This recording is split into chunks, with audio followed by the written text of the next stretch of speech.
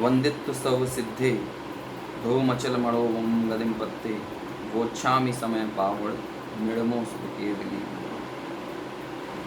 आदरणीय अध्यक्ष महोदय, संचालक महोदय, संयोजक महोदय एवं विभिन्न माध्यमों से इस गोष्ठी का लाभ ले रहे सभी साधर्मी जन एवं मेरे से अग्रज विद्वद्गण सभी को सादर जय जिनेन्द्र। प्रवर्तमान गोष्ठी में मेरा विषय है कि जीव को जानने के लिए गुणस्थान और मार्गण स्थान आदि को जानना क्यों ज़रूरी है, और साथ में इसके साथ एक और विषय को इन्विल्ट किया गया है कि आगम ज्ञान सहित अध्यात्म ज्ञान कैसे कार्यकारी है। यद्यपि दोनों ही विषय आपस में एक दूसरे से गुथे हुए भी हैं, लेकिन दोनों ही का अलग अलग ढंग से हम विचार भी कर सकते हैं, और इस संबंध में अनेकों विद्वानों ने विचार किया भी है, चाहे वो पंडित बनारसी दास जी हों, पंडित टोडरमल जी हों, पंडित जयचंद जी छावड़ा हों, और भी वर्तमान आधुनिक समय के विद्वान हों। तो इस तरह से इस विषय पर किसी न किसी प्रकार से चर्चा होती ही रही है मुमुक्षु समाज के बीच में, अध्यात्म के रसिक जीवों के बीच में। और इसी संबंध में मैंने एक विस्तृत लेख भी इस गोष्ठी के लिए लिखा है, उसमें विस्तार से तो चर्चा उस लेख में की है। उसी लेख का आधार लेकर जो थोड़ी बहुत चर्चा यहाँ पर 8-9 मिनट में आपके सामने रख सका तो रखने की कोशिश करूँगा। दरअसल ये मेरा जो पूरा विषय है, इस विषय को गाथा नंबर 50 से लेकर गाथा नंबर 68 के बीच का जो समयसार ग्रंथ में प्रकरण है, क्योंकि समयसार गोष्ठी चल रही है तो उसी संदर्भ में यहाँ पर चर्चा होना चाहिए। तो ये जो लगभग 18-19 गाथाओं का ये जो पूरा प्रकरण है, उसी तारतम्य में, उसी के संदर्भ प्रसंग के साथ इस विषय का सीधा संबंध है। क्योंकि दरअसल आचार्य कुंद ने जीव के 29 भावों का, शुद्ध जीव को एकत्व विभक्त शुद्धात्मा बताने के लिए जिन 29 भावों का निराकरण किया है, उन 29 भावों के साथ ही कहीं ना कहीं हम आगम ग्रंथों में देखते हैं तो आगम ग्रंथों में जीव का परिचय उनके साथ ही दिया जाता है, चाहे वो गुणस्थान सहित हो, चाहे मार्गण स्थान आदि के साथ जीव का विचार किया गया हो। कुल मिलाकर 20 प्ररूपणाओं के माध्यम से जीव का विचार किया जाता है, लेकिन यहाँ पर बहुत ही सूक्ष्मता के साथ उसमें अध्यात्म स्थान आदि का भी निषेध करके आचार्य कुंद ने जो शुद्ध एकत्व विभक्त आत्मा है, ऐसे उस आत्मा को हमारे सामने रखा है। तो हमें इस विषय को समझने के लिए पहले आगम और अध्यात्म का भी सामान्य परिचय होना बहुत ज़रूरी है। पहले तो हमें इस मान्यता को अपने दिमाग से पूरी तरह निकालना आवश्यक है कि आगम से अध्यात्म कोई अलग चीज़ है। दरअसल अध्यात्म जो है वो आगम का ही निकला हुआ एक अंश है। यदि हम आगम को एक महासागर मानते हैं तो अध्यात्म जो है वो उसी महासागर की एक सरिता है। यदि आगम बड़ा हिमालय है तो उस हिमालय से प्रवाहित होने वाली गंगा का नाम ही हम अध्यात्म कह सकते हैं। तो अध्यात्म दरअसल आगम से रहित नहीं है, और अध्यात्म आगम से निरपेक्ष यदि जो अध्यात्म है वो बड़ा झूठा है, और जो आगम अध्यात्म से पूरी तरह विरहित हो तो समझिए ऐसा वो आगम भी बड़ा सूखा और बड़ा कोरा जान पड़ेगा। इसलिए जो ये दोनों आपस में एक दूसरे से गुथे हुए हैं, ये दोनों एक दूसरे से अलग नहीं है, ये धारणा हमको हमारे दिमाग में, हृदय में रखना चाहिए। दरअसल जो आगंतुक भावों की चर्चा करता है, जो कि 6 द्रव्यों को प्रतिपादित करता है, जो जीव को रागादि सहित प्रकृति बंध, प्रदेश बंध, स्थिति अनुभाग बंध सहित विचार करता है, जो उदय उपशम, क्षय क्षयोपशम आदि भावों के साथ विचार करता हुआ जीव का प्रतिपादन करता है, ये सारी चर्चाएं जो हैं ये दरअसल आगम ग्रंथों की है। क्योंकि ये बहुत ही सांगोपांग ढंग से, बहुत विस्तार के साथ जीव के संबंध में भी विचार करता है, साथ ही अन्य द्रव्यों के संबंध में भी विचार करता है। लेकिन जो अध्यात्म है ये पूरी तरह से अधि प्लस आत्मा को जानना और पूरी तरह से शुद्धात्म केंद्रित होता है। जहाँ आगम में हम देखते हैं तो आगम में जानने की प्रमुखता रहती है, लेकिन यहाँ पर श्रद्धान की, दृष्टि करने की, हे उपादेय तत्व का विशेष विचार करने की अध्यात्म में प्रमुखता रहती है। यही वजह है कि बड़े विद्वानों ने यद्यपि आगम ज्ञान को पूरी तरह निस्सार नहीं कहा। क्योंकि यदि आगम का हमें परिचय नहीं होगा तो हम यदि पंडित टोडरमल जी को पढ़ते हैं, जो उन्होंने सम्यक ज्ञान चंद्रिका के पूर्व में जो पीठिका लिखी, उसमें एक जगह द्रव्यानुयोग के पक्षपाती जीव ने जो सवाल खड़े किए उसका जवाब देते हुए पंडित टोडरमल जी ने ये बात कही कि भाई यदि तुम आगम ग्रंथों के माध्यम से पहले जीव का सांगोपांग यदि ज्ञान नहीं रखोगे और मैं शुद्ध बुद्ध निरंजन एकत्व एक आत्मा हूँ, शुद्ध आत्मा हूँ, इस तरह की बातें करोगे तो बहुत संभावनाएं हैं कि आप वेदांती हो जाएं अथवा सांख्यमती हो जाएं।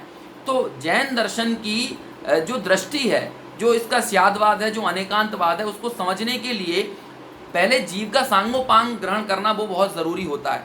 और इसके संबंध में बहुत अच्छा एक उदाहरण दिया जाता है कि किसी व्यक्ति को किसी अमुक गंतव्य स्थान पर पहुंचना है तो उसे रास्ता बताने के लिए हम बहुत तरह से मतलब जो प्रतिपक्षी रास्ते होते हैं, जो गलत रास्ते होते हैं, जिस रूप रास्ते नहीं होते, जिनमें रास्तों का आभास हो सकता है, उनका भी हम सांगोपांग ढंग से उसे ज्ञान कराते हैं और पश्चात उसे मूलभूत जिस गंतव्य तक पहुंचना है और जिस रास्ते के माध्यम से वहां जाना है हमें उसे उसका भी ज्ञान कराते हैं। क्योंकि यदि आप सांगोपांग ज्ञान ना कराएं और सिर्फ एक धारा में ही यदि आप सिर्फ बात करें तो बहुत संभावना ये रहती है कि वो व्यक्ति भटक जाए। इसीलिए आप सिर्फ कोरे अध्यात्म की बात करें और वहाँ पर गुणस्थान मार्गना स्थान के माध्यम से जीव का विशेष विचार ना किया जाए तो बहुत संभावनाएं हैं कि ऐसा जीव जिन शासन का ग्राही ना होकर सांख्यमती हो जाए अथवा वह वेदांती हो जाए। तो इसीलिए हमारे विद्वानों ने, हमारे आचार्यों ने, हमारे देखिए आगे मैं अपने विषय को आगे बढ़ाऊं उससे पहले पंडित जयचंद जी छाबड़ा की एक उक्ति को मैं आपके सामने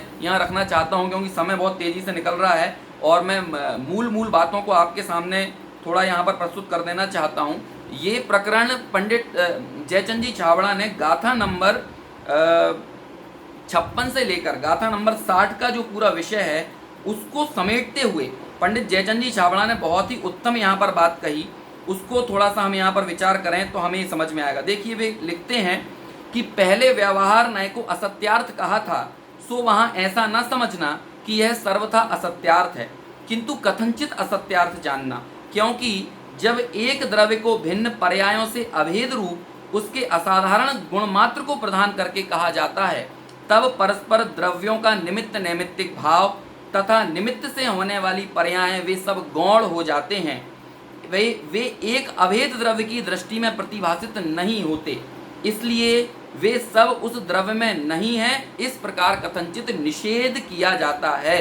यदि उन भावों को उस द्रव्य में कहा जाए तो वह व्यवहार नय से कहा जा सकता है, ऐसा नय विभाग है। यहाँ शुद्ध नय की दृष्टि से कथन है, मतलब ये गाथा नंबर 50 से लेकर गाथा नंबर 68 पर्यंत का विषय यहाँ शुद्ध नय की मुख्यता से कथन है। इसीलिए ऐसा सिद्ध किया है कि जो यह समस्त भाव सिद्धांत में जीव के कहे गए हैं सो व्यवहार से कहे गए हैं। यदि निमित्त नैमित्तिक भाव की दृष्टि से देखा जाए तो वह व्यवहार कथनचित सत्यार्थ भी कहा जाता है। यदि सर्वथा असत्यार्थ ही कहा जाए तो सर्व व्यवहार का लोप हो जाएगा और सर्व व्यवहार का लोप होने से परमार्थ का भी लोप हो जाएगा। इसलिए जिनेंद्र देव का उपदेश शादवाद समझना ही सम्यक ज्ञान है और सर्वथा एकांत वह मिथ्यात्व है। तो यदि आप अध्यात्म का बहुत ज़्यादा आग्रह पकड़कर आगम को पूरी तरह से तिलांजलि देने की बात करेंगे तो यहाँ पर जयचंद जी छाबड़ा ने सीधा कहा कि इस तरह की प्रवृत्ति जो है ये दरअसल मिथ्यात्व को ही पुष्ट करती है और सही ढंग से शादवाद शैली के साथ आगम ग्रंथों का जो अभ्यास है, अध्ययन है, उसी अनुसार अपनी दृष्टि को बनाना है, वो ही दरअसल सम्यक ज्ञान है।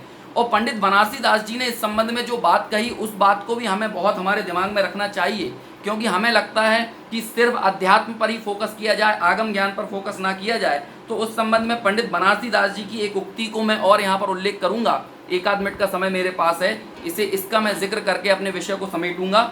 देखिए पंडित बनारसी दास जी क्या लिखते हैं। परमार्थ वचनिका में उन्होंने कहा कि वस्तु का जो स्वभाव है उसे आगम कहते हैं, आत्मा का जो अधिकार है उसे अध्यात्म कहते हैं।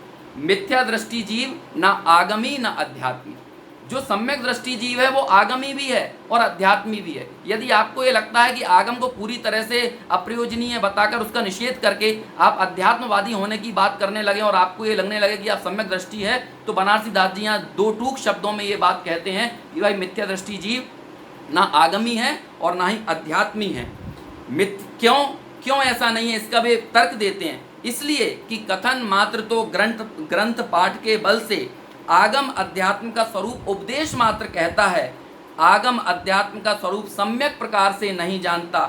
इसलिए मूल जीव ना आगमी है ना अध्यात्मी है, निर्वेदकत्वात्। यहाँ पर इन्होंने ये युक्ति दी, उसे दोनों का ही वेदन नहीं है, इसलिए दरअसल वो आगमी और अध्यात्मी दोनों नहीं है। लेकिन फिर भी हमारे शास्त्रों में जब अध्यात्म को स्थापित किया जाता है तो आगम में कहे गए 29 भावों का एक तरह से वहाँ पर निषेध करके शुद्ध एकत्व विभक्त आत्मा को बताना ही वहाँ पर प्रयोजन होता है, जो कि सम्यक दर्शन का मूल लक्ष्य भी यही है।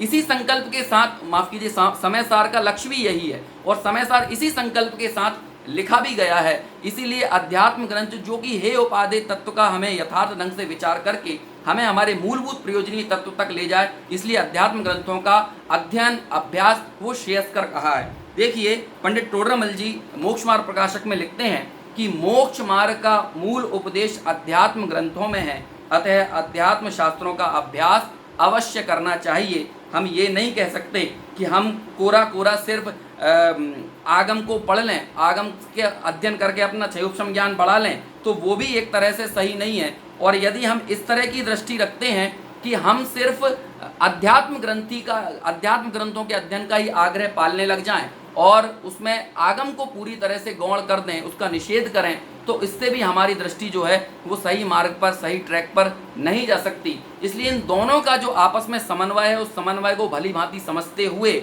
हम अध्यात्म शास्त्रों में वर्णित जो एकत्व विभक्त शुद्धात्मा की बात है उस अनुसार अपनी दृष्टि को सम्यक बनाएं। क्योंकि यदि अध्यात्म ग्रंथों के अनुरूप हमारी दृष्टि सम्यक नहीं होगी तो ये समझिए कि संपूर्ण आगम का भी जो मूल सार है वो भी एक सम्यक दर्शन की प्राप्ति कराना ही है। और इसीलिए अध्यात्म जिससे सम्यक दर्शन हो उस मार्ग की तरफ हमको उन्मुख करता है, आगे बढ़ाता है। क्योंकि यदि द्वादशांग के ज्ञान से सम्यक दर्शन होता तो फिर तो द्वादशांग का ज्ञान होने की आवश्यकता होती। जिसे द्वादशांग का ज्ञान नहीं है ऐसे अन्य जीवों को तो फिर सम्यक दर्शन की पात्रता ही नहीं होती। इसलिए जो मूलभूत प्रयोजनभूत तत्व की जहाँ पर बात आती है वो अध्यात्म ग्रंथों में वर्णित होता है।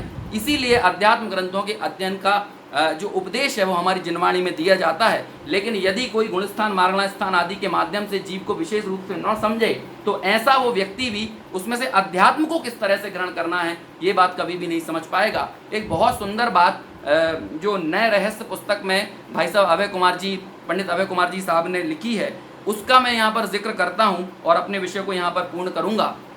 देखिए बहुत सुंदर उदाहरणों के माध्यम से भाई साहब लिखते हैं कि आगम के विशाल वृक्ष में ही अध्यात्म के फल लगते हैं। आगम यदि दूध है तो अध्यात्म उससे प्राप्त होने वाला घी है। आगम यदि एक विशाल राष्ट्र है तो अध्यात्म उसमें स्थित हमारा स्वयं का आवास स्थल है।